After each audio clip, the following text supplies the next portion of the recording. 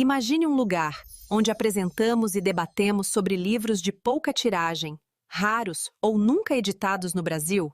Então vamos lá, seja bem-vindo ao podcast criado por Wendell Stein, Biblioteca dos Livros Esquecidos. Hoje a gente vai desvendar um épico de fantasia sombria que bebe direto da fonte do nosso folclore. Danda, o Capa Preta, a Maldição de Schofield. É a história de um caçador lendário que não luta só contra monstros, mas também contra os próprios demônios. Pra gente entrar de cabeça nessa história, é preciso partir de uma pergunta fundamental. Pensem só, e se todas as criaturas das lendas, todas elas, decidissem que não querem mais viver escondidas e partissem pra cima da gente? É nesse mundo caótico que a gente conhece o Danda, o famoso Capa Preta. Ele é um caçador lendário, quase imortal, e o trabalho dele é basicamente ser a única barreira entre a nossa realidade e o caos absoluto que essas criaturas podem causar. Então, quando a trama começa, o Danda tá com o parceiro dele, o Perdigueiro, que é um sujeito bem peculiar, e o Danda já tá no limite, sabe? Ele espera que essa seja uma das últimas missões dele. O cansaço de uma vida inteira de batalhas já tá pesando demais. E esse mundo é povoado por figuras que a gente conhece bem, tipo o Curupira. Só que olha, esquece aquela versão de livro infantil, tá? Aqui, essas criaturas são forças da natureza absurdamente brutais e perigosas. E é por isso que ele tá exausto. O verdadeiro objetivo do Danda, o que move ele de verdade, é largar essa vida para trás e finalmente viver em paz com o grande amor dele, a Annie. A paz é o grande prêmio que ele busca. Só que, nesse universo, o passado tem um péssimo hábito de bater na porta. Uma vitória antiga do Danda está prestes a voltar para assombrá-lo, dando início a uma cadeia de eventos, assim, brutal e implacável. E é aí que o grande vilão da história surge das sombras. Schofield, o rei dos capirotos. Um demônio antigo, extremamente poderoso. E a motivação dele? Pura e simples vingança. Ele quer vingar a morte da sua amada, a Uyara, que, pois é, foi o Danda que matou numa missão anos atrás. O Schofield não chega pra brincadeira. Ele arma uma emboscada pro Perdigueiro e solta essa ameaça que já mostra o nível do problema. É um mal em escala cósmica. E logo depois, de forma brutal, ele tortura e mata o único amigo do Danda. Pro Schofield, é vingança. Pro Danda, bom, agora a coisa ficou pessoal. E olha que ironia. Bem no momento em que a maior ameaça da vida dele ressurge, o Danda toma uma decisão que vai deixá-lo completamente vulnerável. O timing não podia ser pior. Acreditando que está a um passo de ter sua vida de paz, o Danda faz uma coisa impensável. Ele abre mão de tudo. Renuncia formalmente à sua imortalidade e aos seus poderes. É um processo lento que vai aos poucos transformando ele num ser humano comum. Então, com um único ato, ele deixa de ser a lenda Dandara, o ser imortal e temido, para virar apenas Dandara, um homem vulnerável. E ele faz isso justamente quando seu inimigo está mais forte do que nunca. O Schofield, claro, se aproveita dessa vantagem. Ele sequestra a Annie e depois ataca a aldeia natal do Perdigueiro com uma crueldade que é difícil até de imaginar. Ele não quer só derrotar o Danda, ele quer destruir tudo que o Danda ama. E ele massacra cada pessoa da aldeia. Homens, mulheres, crianças, ninguém escapa. 151 almas. O número por si só já é uma coisa devastadora. Mas a crueldade do Schofield vai além da morte. Ele usa sua magia para levantar todos os aldeões mortos como uma horda de zumbis, e com isso, ele força o Danda e seus irmãos a lutar contra as mesmas pessoas inocentes que eles não conseguiram proteger. Uma tortura psicológica terrível. Quebrado pela perda do amigo, destruído pelo massacre, Danda está prestes a descobrir que o poço é ainda mais fundo. Quando parece que nada pode piorar, o abismo se aprofunda. Ele corre para a fazenda da Annie só para encontrar tudo em ruínas, e é lá que ele descobre o segredo que ela estava guardando para lhe contar. Eles têm uma filha de 8 anos chamada Lara, e agora as duas estão nas mãos do Schofield. A situação é simplesmente desesperadora. Um homem que está se tornando mortal, com os poderes sumindo, precisa enfrentar um demônio todo-poderoso para salvar uma família que ele mal sabia que tinha. É o ponto mais baixo da vida dele. Toda essa tragédia leva a um confronto final num lugar conhecido como o Cemitério da Encantada. O palco para o último ato está montado. O Schofield, sádico como é, resolve brincar com o Danda. Ele o engana, oferece a localização da Anne em troca de um artefato mágico. E é claro que é uma armadilha. Danda encontra a Anne, sim, mas ela foi enterrada viva e transformada num monstro que o ataca. E no meio da luta, ela acaba morrendo, de novo, de uma forma horrível. Enquanto Schofield se vangloria, com o Danda caído e morrendo, achando que tirou absolutamente tudo dele, a história entrega a sua maior e mais inesperada reviravolta. Do meio da escuridão surge a esperança. A Lara, a filha do Danda, que sobreviveu ao ataque na fazenda. Protegida por um talismã mágico, ela aparece por trás do demônio e o destrói. A heroína que ninguém esperava põe um fim ao reinado de terror do Schofield. Mas pro Danda já é tarde demais. Ferido, mordido por um zumbi, ele não tem mais salvação. E em seu último ato, ele pede à própria filha que acabe com seu sofrimento. É nesse momento trágico que ele passa o manto. A era do antigo capa preta termina e a de uma nova protetora se inicia. O livro se encerra nessa nota trágica, mas ao mesmo tempo heróica, ou pelo menos é o que parece, porque a narrativa ainda prepara a gente para um último choque. Nos momentos finais, aquele pó da vida que o Schofield derramou no chão acaba escorrendo até o túmulo do Danda. E a história termina com uma frase de arrepiar e uma ressurreição chocante, deixando uma pergunta no ar. O que, ou melhor, quem, está de volta dos mortos?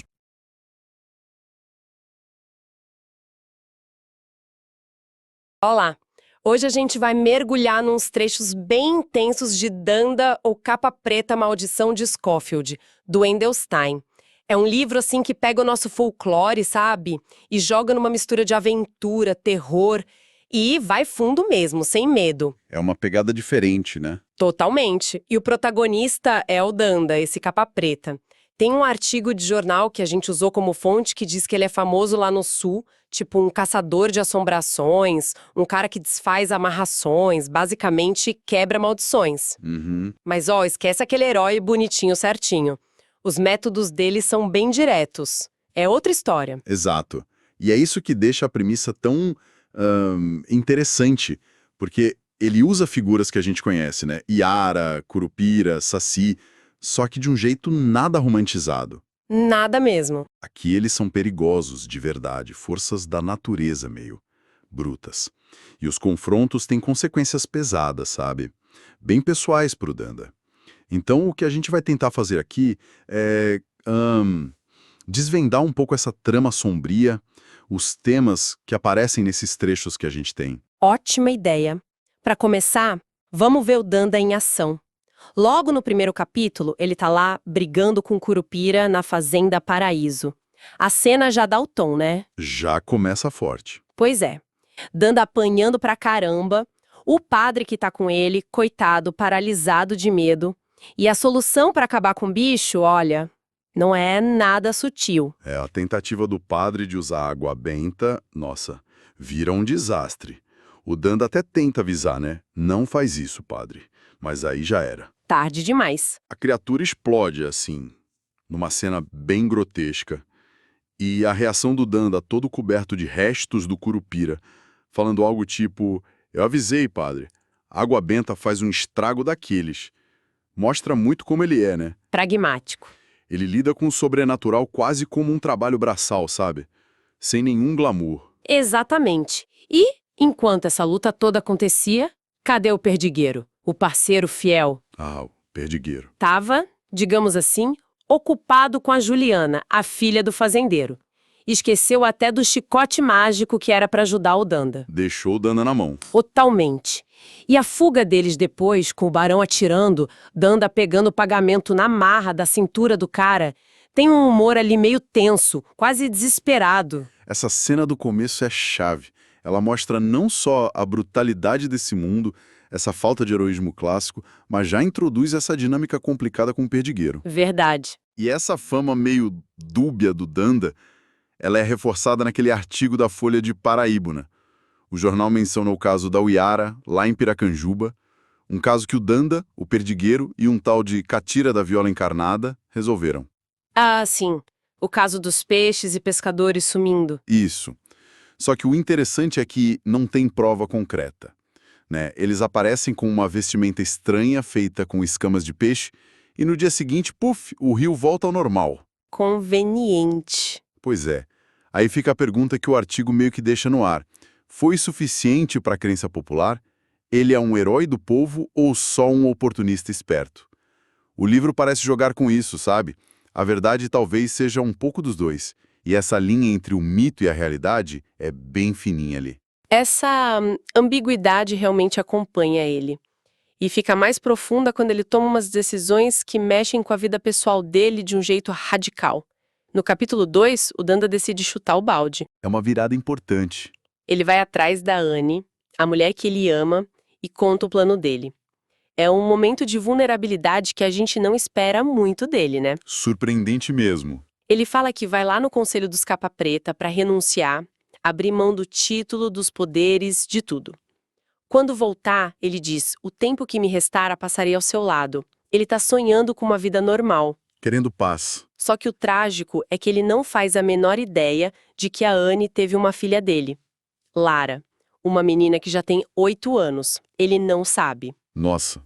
E essa busca por uma vida normal, por essa redenção pelo amor, é o que move o Danda nesse momento. Mas nesse universo do livro parece que nenhuma boa intenção sai barato, né? Parece que não.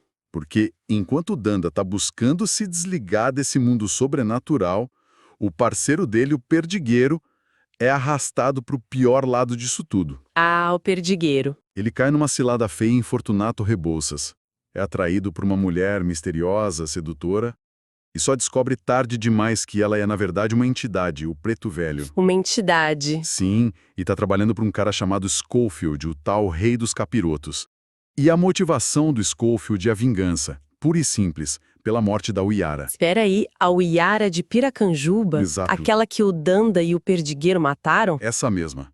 O Schofield revela para o perdigueiro pouco antes de torturar ele brutalmente, que a Uiara era a única pessoa que ele já amou na vida. Nossa! Ele chega a dizer, meu ódio contra vocês tornou-se igual ao que eu tenho contra o próprio Nazareno. A descrição da morte do perdigueiro é chocante, sabe? Sim. E marca um ponto sem volta na história. O preço pela caçada anterior chega com tudo. Que coisa horrível. É um contraste brutal, né? O Danda tentando sair e o passado vindo cobrar a conta justamente do parceiro dele. E essa renúncia do Danda também não é uma coisa simples. Não mesmo. O capítulo 3 descreve a cerimônia lá no Conselho dos Capa Preta. É um ritual antigo, super solene. Estão lá os irmãos dele, o Amadeu, o Joventino, o Leutério, e tem a presença de entidades ancestrais, com uma coisa bem poderosa. Um momento pesado. Ali ele oficializa a decisão. O Amadeu é o líder do conselho, aceita, mas dá o aviso. Está fora do conselho. Seus poderes deixarão seu corpo lentamente e você se tornará um humano. Agora o tempo é seu mais poderoso inimigo. É como se ele trocasse o poder por uma mortalidade acelerada. Mas essa escolha pessoal dele tem consequências quase que imediatas e num nível cósmico, porque no momento em que Danda abre mão da proteção do poder, o Schofield ataca a casa da Anne. Ah, não! A descrição da entidade chegando é puro pesadelo. Cheiro de enxofre, olhos de bode, cascos de cavalo. A Anne ainda tenta lutar. Pega uma adaga, mostra uma coragem incrível, mas a força do Schofield é demais. Imagino. E aí tem um momento crucial. A pequena Lara intervém. Ela está protegida por um colar que o Danda tinha dado para Anne anos antes, um talismã forte. E ela consegue ferir o Schofield. A menina, que coragem. Só que isso só deixa a entidade mais furiosa. Ele provoca um desabamento que aparentemente soterra a Lara. E aí o Schofield sequestra a Anne. Abre um portal e fala tipo, bem-vinda ao meu inferno, querida. A busca do Danda pela paz acaba levando à destruição dela. Que ironia trágica. Que sequência terrível. E o Danda, ainda se recuperando do ritual, recebe a notícia da pior forma possível. Um mensageiro dos sonhos aparece e entrega para ele um pedaço do dedo do perdigueiro, com o anel dele. Nossa, que macabro. O recado não podia ser mais claro. Ele corre para Piracanjuba, a vila onde o amigo morava, e o que ele encontra lá é um massacre. A vila inteira. A vila inteira dizimada. Homens, mulheres, crianças, todo mundo morto. Ele acha a casa do perdigueiro e, lá dentro, o corpo mutilado do amigo. É a confirmação do horror absoluto. E o horror ainda não tinha acabado. Esse massacre todo desencadeia o que o livro chama de Noite da Quebra dos Portais. O Danda e os irmãos que foram atrás dele percebem que precisam cremar os corpos o mais rápido possível para evitar que o Scofield use os mortos. Meu Deus! Mas já era tarde. O Scofield consegue reanimar os mortos, e a noite vira uma batalha desesperada contra zumbis. A instrução do Danda é fria, mas necessária. São zumbis, mano velho, só atirando na cabeça ou as cortando. Que pesado! E o clímax emocional dessa sequência toda é quando o próprio perdigueiro se levanta como zumbi. Ele está consciente, mas preso naquele corpo morto. E ele implora pro Danda: "Meu corpo dói, Danda. Sabe o que precisa fazer comigo?" Ah, não acredito. É o Danda quem tem que dar o golpe final no amigo, atravessar o cérebro dele com um facão. E esse ato de misericórdia brutal, segundo os textos, coincide com o fechamento dos portais entre os mundos. A transgressão do Scofield foi tão grande que quebrou um equilíbrio antigo. A era da magia ali tá acabando. Destruído, né? Com os poderes diminuindo, Danda vai até a casa da Anne no capítulo 4, já esperando o pior. Ele encontra a casa parte destruída, mas acha um quarto de criança intacto. E lá dentro, uma boneca de milho. Ah, É aí que a ficha cai. Uma filha. Esse era o segredo. A dor da perda se mistura com o choque da descoberta e o medo por elas. Ele não sabia de nada. e nesse momento o irmão dele, o Amadeu, encontra ele. A única pontinha de esperança é aquele colar protetor que o Danda deu para Anne. Talvez ele tenha protegido ela e quem sabe a Lara também. Eles ainda acham que as duas foram levadas. Mas para ter alguma chance de resgatá-las do Scofield, eles precisam de algo muito poderoso. Precisam do pó da vida. E quem poderia saber onde achar isso? Segundo o Amadeu, só uma pessoa: Monteiro Lobato. Monteiro Lobato, o escritor. Ele mesmo. Isso leva o Danda até Taubaté, num encontro bem inesperado. O Lobato é apresentado não como o autor infantil que a gente conhece, mas como um guardião meio melancólico das lendas. Ele sabe que o tempo dele e o das criaturas mágicas está no fim. Que interessante essa visão dele. Ele diz algo como: "Nossa hora neste mundo já acabou. Somos apenas uma sombra esquecida do passado." E ele revela que o pó da vida está com o Saci Saperé que ele mantinha preso. Preso, o Saci. Sim. E aí o Lobato liberta o Saci quase como um gesto de despedida daquela era mágica. O Danda então tem que negociar com o Saci. E ele consegue o pó. Consegue. O Saci entrega o pó, meio que reconhecendo que aquilo não serve mais para nada no mundo dele, e parte correndo antes que os portais se fechem de vez. Caramba! Sozinho, com essa missão quase impossível pela frente, Danda ainda recebe uma última ajuda, meio inesperada. Quem aparece? A aparição fantasmagórica do Catira da Viola encarnada, só que agora ele é o desencarnada. Ah, o parceiro do caso da Uiara. Esse mesmo. Ele avisa o Danda: "O Scofield vai usar a Anne contra você. Cuidado. Às vezes a razão tem que sobrepujar o poder do coração." É um conselho vital para o confronto final que vai acontecer no cemitério da Encantada. E chegamos ao clímax, então. Chegamos, capítulo 5, Cemitério da Encantada. O cenário já é desolador. O Scofield tá lá esperando o Danda, quase se divertindo com a situação. Provocando-a. Ele oferece a localização da Anne, diz que ela está enterrada viva ali perto, em troca do pó da vida. O Danda recusa, ataca, mas cai numa armadilha mágica. É derrotado facilmente. Os poderes já estavam falhando, né? Exato. Aí o Scofield começa a tortura psicológica. Fica zombando da morte do perdigueiro, insinuando que abusou da Anne. Mesmo acabado, com os poderes sumindo, quebrado fisicamente, o Danda tem um último surto de fúria e consegue ferir o Scofield. Uma última faísca. Mas o Scofield revida na hora, quebra o outro braço do Danda e finalmente pega o pó da vida. Parece o fim. Derrota total, aparentemente. Mas aí o Danda ignora a dor, ignora a pista que o Scofield deu, ele usa uma conexão antiga que ele tem, faz um chamado à Mãe Terra e consegue achar onde a Anne está enterrada. Ele encontra a tumba. Encontra. Abre o caixão num esforço sobre-humano e a Anne emerge. Só que ela está transformada. Olhos brancos, uma morta-viva controlada pelo Scofield. Ah, não. O aviso do Catira. Exatamente. E a tragédia se completa. A Anne, sem reconhecer ninguém, ataca o Danda. morde ele no pescoço. Meu Deus. No choque, ele empurra, e ela cai acidentalmente sobre uma cruz de madeira fincada ali no cemitério. E a cruz a destrói. É a perda definitiva da forma mais cruel imaginável. Que coisa horrível. O fundo do poço para ele. E o Scofield, claro, se aproxima para finalizar o serviço. O golpe final. Perfura o Dana com uma adaga envenenada, já se vangloriando da vitória, falando que o Danda vai virar um morto-vivo, como a Anne. Mas, de repente, o Scofield sente uma dor aguda.